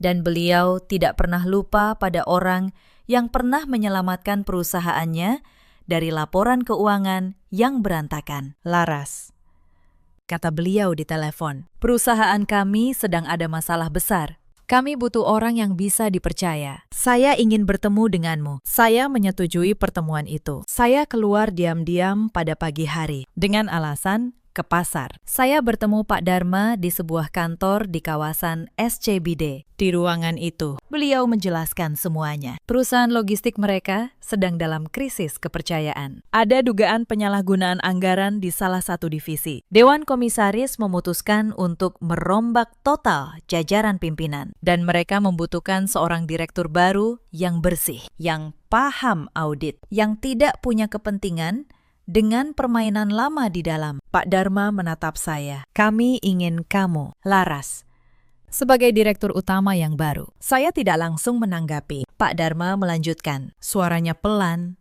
tapi tegas. Saya tahu kamu sudah lama tidak di dunia korporat besar, katanya. Tapi justru itu yang kami butuhkan. Orang yang bersih, yang tidak terikat dengan permainan lama. Saya sudah memantau jejakmu sejak dulu, Laras. Kamu satu-satunya auditor yang berani menolak saat diminta menutupi angka. Perusahaan ini butuh orang seperti itu sekarang. Saya mendengarkan setiap kata beliau dengan saksama. Di dalam dada saya, sesuatu yang lama padam mulai menyala kembali. Harga diri yang 2 minggu terakhir diinjak-injak, perlahan bangkit. Saya terdiam beberapa saat, bukan karena ragu, Tapi karena pelan-pelan, sebuah gambaran mulai tersusun di kepala saya. Saya bertanya, perusahaan logistik mana? Pakistan. Pak Dharma menyebut sebuah nama. Dan saat nama itu keluar dari mulut beliau, jantung saya berhenti sejenak. Itu adalah perusahaan tempat Nando bekerja. Perusahaan yang sama, yang katanya akan menjadikannya direktur operasional bulan depan. Saya tidak langsung menjawab. Saya minta waktu untuk membaca seluruh berkas terlebih dahulu. Pak Dharma menyerahkan satu map tebal kepada saya. Pelajari ini dulu, katanya. Ini hasil audit awal divisi operasional. Saya membawa map itu pulang. Tersembunyi di dalam tas belanja. Malam itu, setelah semua tidur, saya membukanya. Dan apa yang saya temukan di dalam membuat tangan saya dingin. Di dalam map itu, tercatat serangkaian penyimpangan anggaran di divisi operasional. Pengeluaran fiktif untuk proyek yang tidak pernah ada. Tagihan vendor yang digelembungkan. Dana perjalanan dinas yang dipakai untuk keperluan pribadi. Dan di hampir setiap dokumen yang bermasalah, ada satu nama yang berulang sebagai penanggung jawab. Nama suami saya, Nando. Saya membaca berkas itu satu persatu, sampai jauh lewat tengah malam. Saya bukan sedang mencari-cari kesalahan. Saya sedang membaca kebenaran yang selama ini disembunyikan dari saya. Suami yang menghina pekerjaan saya, yang menyebut kantor saya kelas kampung, ternyata sedang membangun jabatannya di atas uang yang bukan haknya. Jabatan yang ia banggakan itu. Ia kejar dengan menutupi jejak yang kotor. Saya menutup map itu. Saya simpan kembali ke tempat yang aman karena waktunya belum tepat. Belum. Selama beberapa malam berikutnya, saya bekerja dalam diam. Setelah seisi rumah tidur, saya kembali membuka berkas itu. Saya cocokkan setiap angka dengan catatan yang saya punya. Saya susun urutannya. Dari penyimpangan paling kecil sampai yang paling besar. Saya buat salinan untuk berjaga-jaga. Saya simpan di tempat yang tidak akan pernah mereka duga. Sebagai auditor, saya tahu satu hal yang tidak diketahui Nando, bahwa angka tidak pernah berbohong. Sehebat apapun seseorang menutupinya, selalu ada jejak yang tertinggal. Dan jejak itu kini ada di tangan saya. Suatu malam, saat saya sedang menyusun berkas, pintu kamar tiba-tiba terbuka. Wulan berdiri di ambang pintu, menatap layar laptop saya. "Mbak ngapain malam-malam?" tanyanya curiga. Saya menutup laptop dengan tenang. "Cuma baca berita," jawab saya. Wulan menatap saya beberapa saat, lalu pergi sambil bergumam. Jantung saya berdebar. Sejak malam itu, saya semakin berhati-hati. Saya hanya membuka berkas saat benar-benar yakin tidak ada yang terjaga. Sebuah kesalahan kecil bisa menghancurkan seluruh rencana. Di tengah semua itu, ada satu orang di rumah yang diam-diam berpihak pada saya. Namanya Mbak Asih. Perempuan parubaya yang sudah lama membantu mengurus rumah Bu Sutina. Ia melihat semuanya. Ia melihat bagaimana saya diperlakukan setiap hari. Suatu pagi, saat saya sedang mencuci di belakang, ia mendekat dan berbisik, "Mbak Laras, saya tidak tahu apa yang Mbak rencanakan. Tapi saya tahu Mbak bukan orang biasa. Orang sabar seperti Mbak pasti punya alasan untuk bertahan." Saya hanya tersenyum kecil. "Terima kasih, Mbak Asih," jawab saya. Untuk pertama kalinya dalam 2 minggu, ada seseorang yang melihat saya sebagai manusia, bukan sebagai pembantu. Kebaikan kecil itu memberi saya kekuatan untuk terus bertahan beberapa hari lagi. Selama beberapa hari, saya tetap menjalankan peran sebagai pembantu di rumah sendiri. Saya tetap bangun pukul 4. Saya tetap menyetrika dasi Nando. Saya tetap membuatkan teh untuk Bu Sutina. Tidak ada yang berubah di mata mereka. Tapi di balik wajah tenang itu, saya sedang menyusun langkah dengan sangat hati-hati. Saya menghubungi Pak Dharma. Saya katakan, saya menerima tawaran itu. Tapi saya minta satu hal. Tunda pengumuman resmi sampai rapat direksi. Saya ingin semuanya selesai di satu ruangan, di hadapan semua orang yang perlu tahu. Sementara itu, di rumah, Nando semakin tinggi hati. Ia semakin sering pulang larut. Ia semakin sering memamerkan foto-foto pencapaiannya. Suatu malam, ia pulang dengan wajah penuh kebanggaan. Begitu masuk rumah, ia berkata keras, "Minggu depan ada rapat besar direksi. Akan ada pengumuman penting. Saya yakin nama saya yang disebut. Bu Sutinah langsung memuji-muji. Wulan bertepuk tangan. Saya yang sedang menata piring, hanya mendengar dari kejauhan. Lalu Nando menoleh ke arah saya dengan senyum meremehkan yang sudah sangat saya kenal. Sayang sekali ya, katanya. Kalau kamu masih kerja, mungkin kamu bisa sedikit merasakan suasana dunia profesional seperti itu. Bu Sutinah tertawa kecil. Wulan ikut mencibir. Saya hanya tersenyum. Karena saat itu, saya tahu sesuatu yang mereka tidak tahu. Sesuatu yang akan mengubah hidup mereka dalam hitungan hari. Beberapa hari menjelang rapat, suasana rumah semakin panas. Nando mulai mengatur segala hal. Ia menyuruh saya menyiapkan pakaiannya jauh-jauh hari. Ia bahkan melatih pidato kemenangannya di depan cermin, seolah jabatan itu sudah pasti miliknya. Suatu malam, ia memanggil saya ke kamar. Laras, katanya, setelah saya jadi direktur, kamu harus belajar bersikap. Jangan permalukan saya di depan orang-orang penting. Kamu cukup diam, senyum, dan jangan banyak bicara. Saya menatapnya. Baik, Mas, jawab saya. Saya akan ingat itu baik-baik. Ia tersenyum puas, mengira saya sudah benar-benar tunduk. Ia tidak tahu. Setiap kalimat merendahkan itu hanya menambah tekad saya. Wulan pun ikut sibuk. Ia merencanakan pesta kecil untuk merayakan kenaikan jabatan kakaknya. Ia memesan kue, menyewa dekorasi, mengundang kerabat. Mbak, katanya pada saya, nanti malam perayaan. Mbak yang urus konsumsinya, ya. Sekali-kali jadi pelayan yang benar. Saya mengangguk. Boleh, jawab saya. Tapi saya rasa perayaannya mungkin tidak akan seperti yang kalian bayangkan. Wulan mengernyit. Tidak mengerti. Maksudnya apa, Mbak? Tidak ada, jawab saya sambil tersenyum. Hanya firasat. Beberapa malam sebelum rapat, sebuah kejadian kecil justru memperkuat semua yang saya butuhkan. Wulan pulang membawa tas baru dan sepatu mahal. Bu Sutinah bertanya, uang dari mana? Wulan menjawab enteng, dari Mas Nando. Katanya Mas Nando lagi banyak rejeki. Ada proyek besar yang bonusnya gede. Saya berhenti sejenak di dapur. Proyek besar. Saya tahu betul.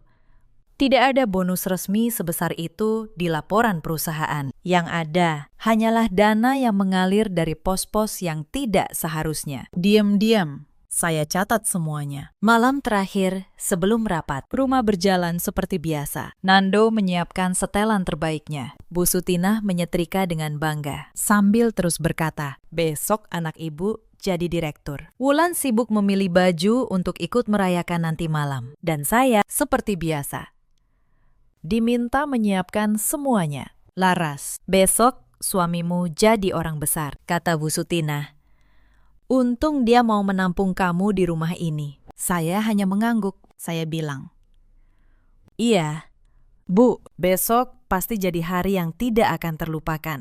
Saya mengucapkannya dengan tulus. Mereka tidak tahu betapa benarnya kalimat itu. Saya tidur lebih awal malam itu. Tapi sebelum tidur, saya menyiapkan satu setelan kerja yang sudah lama tidak saya sentuh. Saya menyiapkan map yang berisi seluruh berkas audit. Saya menyiapkan diri saya. Bukan untuk menjadi pembantu, tapi untuk kembali menjadi diri saya yang sebenarnya. Pagi itu datang seperti pagi-pagi yang lain. Nando bangun dengan semangat. Ia memakai setelan terbaiknya, dasi yang saya setrikakan kemarin. Ia berkaca lama sekali, tersenyum pada bayangannya sendiri. Hari ini, katanya pada bayangan di cermin, semua orang akan tahu siapa saya. Bu Sutinah mengantarnya sampai pintu, mendoakan dengan suara melengking. Wulan melambai sambil berkata, sukses ya.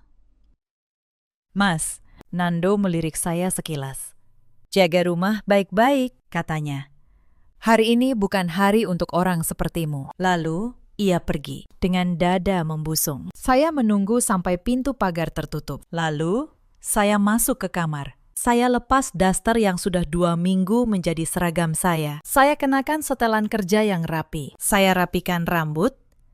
Saya tatap diri saya di cermin. Dan untuk pertama kalinya, dalam 2 minggu, saya melihat Larasati yang dulu, auditor senior, Perempuan yang membangun dirinya sendiri. Perempuan yang tidak pernah benar-benar hilang. Hanya disembunyikan untuk sementara. Saya menarik napas panjang. Bayangan 2 minggu terakhir berkelebat di kepala saya. Surat yang dipaksakan, nampan yang ditertawakan, demam yang diabaikan. Semua itu hari ini akan menemukan jawabannya. Saya ambil map berisi berkas audit. Saya genggam erat-erat. Saya keluar dari rumah itu lewat pintu depan, tanpa menunduk. Bu Sutinah memanggil dari ruang tamu. Mau kemana kamu? Laras.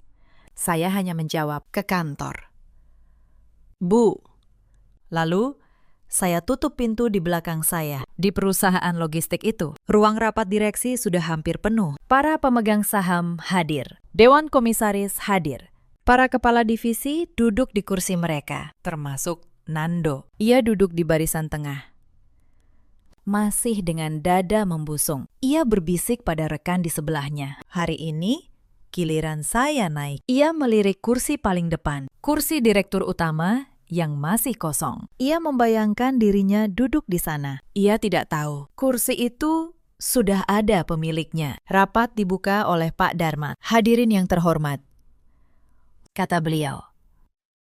Hari ini, kita akan mengumumkan 2 hal penting. Pertama, hasil audit internal atas divisi operasional. Kedua, penunjukan direktur utama yang baru. Ruangan mulai berbisik. Nando memperbaiki duduknya. Tersenyum percaya diri. Ia bahkan merapikan dasinya. Bersiap untuk dipanggil ke depan. Di kepalanya, mungkin sudah tersusun pidato kemenangan yang ia latih di depan cermin. Pak Dharma melanjutkan, sebelum kita bahas masa depan, kita harus pastikan dulu siapa yang akan memimpinnya. Izinkan saya memperkenalkan direktur utama kita yang baru. Beliau adalah auditor senior dengan rekam jejak yang sangat bersih. Seseorang yang integritasnya sudah teruji selama bertahun-tahun. Pintu ruang rapat terbuka, dan saya melangkah masuk. Saya berjalan menuju kursi paling depan dengan tenang. Setiap langkah saya terdengar jelas di ruangan yang mendadak sunyi. Saya merasakan puluhan pasang mata menatap saya, tapi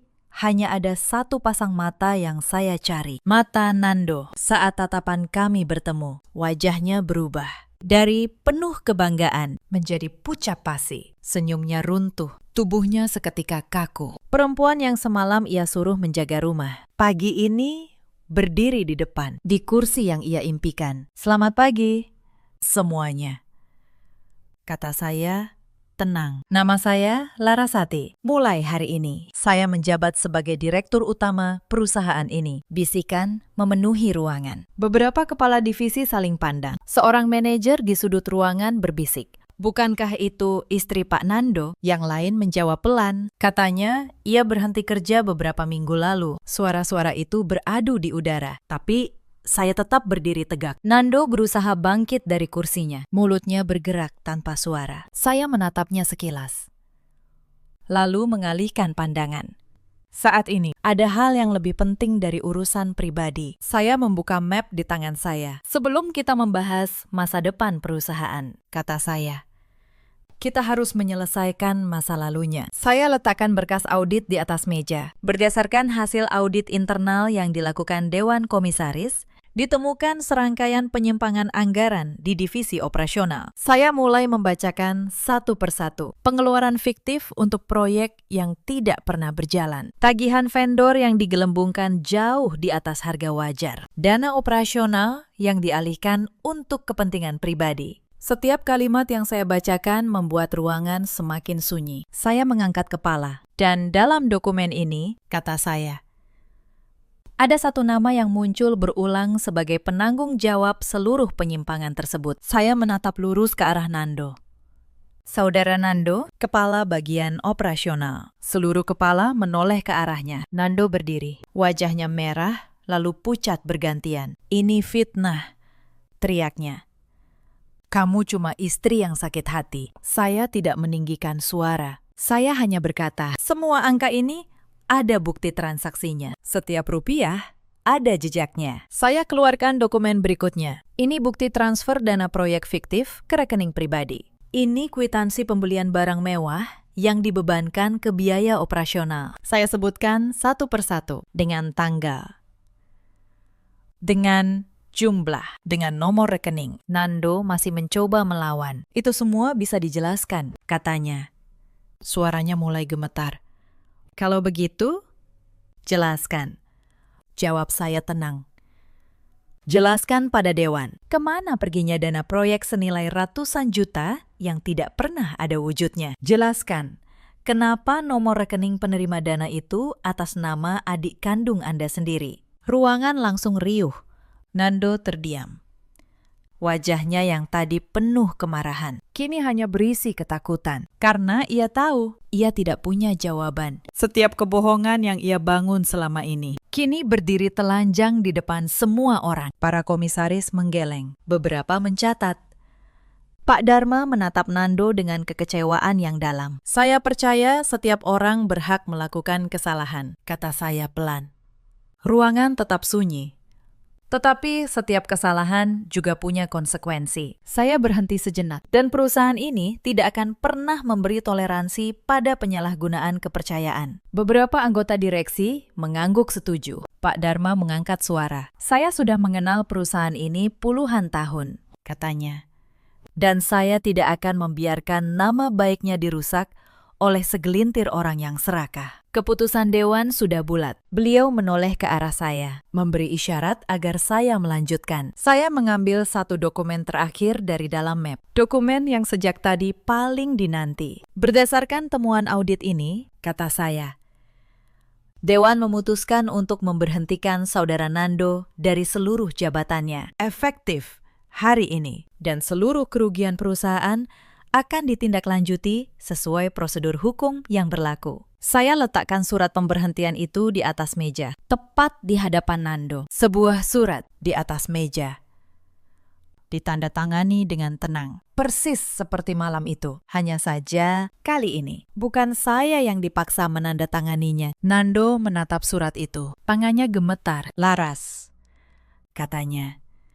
Suaranya nyaris tak terdengar. Kita bicarakan ini di rumah. Saya menatapnya untuk terakhir kalinya di ruangan itu. Tuan Nando, kata saya, di ruangan ini tidak ada suami dan istri. Yang ada hanya seorang direktur dan seorang karyawan yang melanggar aturan. Urusan rumah akan kita selesaikan dengan cara yang berbeda. Nando jatuh terduduk di kursinya. Dunia yang ia bangun di atas kesombongan, kebohongan, dan penghinaan runtuh di depan semua orang yang pernah ia banggakan. Ruangan rapat itu begitu sunyi, hingga suara lembaran kertas yang saya tutup terdengar jelas. Tidak ada yang berani bicara. Para kepala divisi yang dulu menghormati Nando, kini menatapnya dengan pandangan berbeda. Beberapa di antara mereka mungkin teringat betapa sombongnya lelaki itu beberapa hari lalu. Betapa ia memandang rendah orang-orang di sekitarnya. Sekarang, ia hanya duduk di sana, dengan kepala tertunduk dan tangan yang masih gemetar. Saya menutup map saya perlahan. Rapat akan kita lanjutkan setelah istirahat, kata saya pada hadirin. Terima kasih atas perhatian dan kerjasama kalian. Saya melangkah keluar dari ruangan itu dengan kepala tegak. Untuk pertama kalinya dalam 2 minggu, saya berjalan tanpa beban di pundak saya. Di belakang saya tinggalkan seorang lelaki yang akhirnya menuai apa yang ia tanam. Berita itu sampai ke rumah, bahkan sebelum Nando pulang. Entah dari mana Bu Sutinah mendengarnya. Mungkin dari rekan Nando, mungkin dari Wulan yang menelpon panik saat saya pulang sore itu. Masih dengan setelan kerja saya. Rumah sudah ribut. Bu Sutinah menatap saya dengan campuran kaget dan amarah. Kamu, katanya. Kamu yang menjatuhkan anak saya. Saya menutup pintu dengan tenang. Bukan saya yang menjatuhkannya. Bu, jawab saya. Yang menjatuhkannya adalah perbuatannya sendiri. Saya hanya kebetulan menjadi orang yang membaca laporannya. Wulan keluar dari kamar. Wajahnya pucat. Tas mahal dan sepatu mahal yang ia pamerkan beberapa hari lalu mendadak terasa seperti bukti. Karena memang begitulah adanya. Uang yang ia nikmati selama ini berasal dari pos yang sama yang membuat kakaknya kehilangan segalanya. Wulan tidak berani menatap saya. Ia yang dulu melempar baju kotor ke depan saya, kini hanya bisa diam di sudut ruangan. Mbak, katanya akhirnya. Suaranya gemetar. Saya tidak tahu uang itu dari sana. Saya menatapnya. Sekarang kamu tahu, Wulan. Jawab saya pelan. Setiap barang mewah yang kamu pamerkan dibeli dari uang yang bukan hak kalian. Wulan menunduk. Air matanya mulai jatuh. Untuk pertama kalinya, ia tidak punya kata-kata untuk mencibir. Nando pulang menjelang malam. Ia tidak lagi membusungkan dada. Bahunya turun. Langkahnya berat. Ia berdiri di depan saya. Lelaki yang pagi tadi merasa menguasai dunia. Laras, katanya. Maafkan saya. Saya hilaf. Saya menatapnya lama. Saya tidak merasakan kemenangan. Saya hanya merasakan lelah yang panjang, akhirnya menemukan ujungnya. Ia mencoba mendekat, suaranya memohon. Kita bisa mulai lagi dari awal, katanya. Seperti dulu, kamu yang menemani saya. Kita bangun semuanya bersama. Saya menggeleng pelan. Dulu, kata saya. Saya menemanimu karena cinta, bukan karena kamu butuh. Saat kamu tidak punya apa-apa, saya tetap di sampingmu. Tapi saat kamu merasa punya segalanya, kamu membuang saya seperti barang yang tidak berguna. Cinta tidak bekerja seperti itu. Mas, cinta yang sejati tidak menghina orang yang dicintainya saat ia merasa di atas. Mas, kata saya pelan, dulu saya menggenggam tanganmu saat kamu bukan siapa-siapa. Saya tidak pernah malu pada pekerjaanmu, sekecil apapun itu. Tapi begitu kamu punya jabatan, kamu malu punya istri seperti saya. Kamu menukar harga diri saya dengan gengsimu. Yang membuat saya pergi bukan kegagalanmu, Mas, tapi caramu memandang rendah orang yang paling mencintaimu. Saya tidak berteriak, saya tidak menangis. Saya hanya meletakkan surat lain di atas meja. Kali ini, surat dari saya sendiri. Surat permohonan cerai. Saya sudah memutuskan, kata saya. Bukan karena kamu kehilangan jabatan, tapi karena kamu sudah lama kehilangan dirimu jauh sebelum hari ini. Malam itu, untuk pertama kalinya. Rumah itu benar-benar hening. Bu Sutina tidak lagi memerintah. Wulan tidak lagi mencibir. Nando tidak lagi membusungkan dada. Mereka semua duduk dalam diam, menyadari bahwa perempuan yang mereka anggap pembantu ternyata adalah satu-satunya orang yang menahan rumah itu agar tidak runtuh sejak awal. Hari-hari setelah itu berjalan cepat. Proses hukum atas penyalahgunaan dana berjalan sesuai prosedur. Nando kehilangan jabatan, kehilangan nama baik, kehilangan rumah tangga yang dulu ia anggap remeh. Bu Sutina dan Wulan kembali ke kampung halaman mereka. Sebelum pergi, Bu Sutina sempat berdiri di depan saya. Wajahnya yang dulu penuh kesombongan, kini hanya menyisakan penyesalan. Laras, katanya pelan. Ibu minta maaf. Ibu salah menilaimu selama ini. Saya menatapnya beberapa saat. Saya tidak menyimpan dendam. Bu, jawab saya. Tapi rasa hormat tidak bisa dipaksakan dan tidak bisa dibeli kembali setelah hilang. Beliau menunduk, lalu pergi tanpa berkata apa-apa lagi. Tidak ada lagi calon direktur untuk dibanggakan.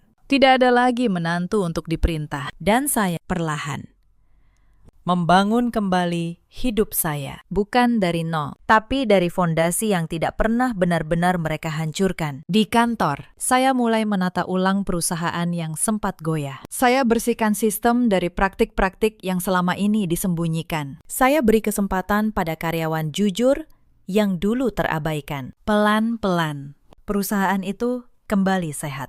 Para karyawan yang dulu takut bersuara, kini berani melapor jika melihat kejanggalan. Pak Dharma sering berkata, keputusan menunjuk saya adalah yang terbaik yang pernah Dewan ambil. Saya hanya tersenyum mendengarnya. Karena bagi saya, ini bukan tentang jabatan. Ini tentang membuktikan bahwa kejujuran selalu menemukan jalannya. Sepanjang apapun, ia harus menunggu. Beberapa bulan setelah semua itu, saya mendengar kabar tentang Mando. Ia akhirnya mendapatkan pekerjaan baru. Bukan jabatan besar, bukan posisi bergengsi. Hanya pekerjaan biasa yang jujur dan layak. Anehnya, saya ikut bersyukur mendengarnya. Karena setiap orang berhak mendapat kesempatan untuk memperbaiki diri. Termasuk orang yang pernah menyakiti kita. Suatu sore, saat matahari mulai tenggelam di balik gedung-gedung kota. Saya berdiri di depan jendela ruang kerja saya. Saya memandang langit yang perlahan berubah keemasan. Saya tersenyum.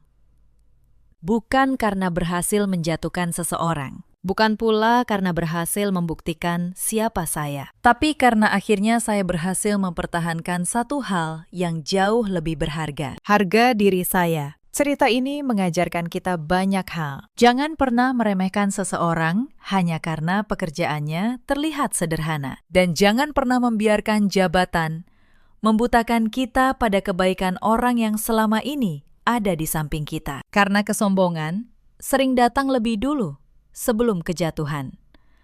Di luar sana, ada banyak perempuan seperti saya dulu. perempuan yang dipaksa mengecilkan dirinya demi gengsi orang lain, Yang diminta melepas mimpinya demi dianggap istri yang baik. Untuk kalian, ketahuilah. nilai diri kalian tidak ditentukan oleh siapapun selain oleh diri kalian sendiri. Di luar sana, ada juga banyak suami seperti Nando. Laki-laki yang lupa siapa yang menemaninya saat ia tidak punya apa-apa. Yang merasa terlalu tinggi untuk berdiri di samping orang yang membesarkannya. Semoga mereka sadar sebelum terlambat bahwa rasa hormat jauh lebih mahal dari jabatan. Dan ada pula para ibu seperti Bu Sutina yang membela anaknya bahkan saat anaknya keliru. Yang lupa bahwa menantu juga manusia, bukan pembantu. Karena pada akhirnya, kebahagiaan sejati bukan tentang menjatuhkan orang yang pernah menyakiti kita. Kebahagiaan sejati adalah ketika kita mampu tetap berdiri tegak, tetap menjadi pribadi yang baik, dan tetap melangkah maju tanpa membiarkan kebencian mengendalikan hidup kita. Dalam hidup, kita selalu punya pilihan. Kita bisa memilih membalas dengan kebencian atau memilih berjalan maju dengan kepala tegak. Saya memilih yang kedua. Dan itu adalah keputusan terbaik yang pernah saya buat. Jika kisah ini menyentuh hati kalian, ceritakan pengalaman kalian di kolom komentar. Terima kasih sudah menemani sampai akhir. Sampai jumpa di kisah berikutnya.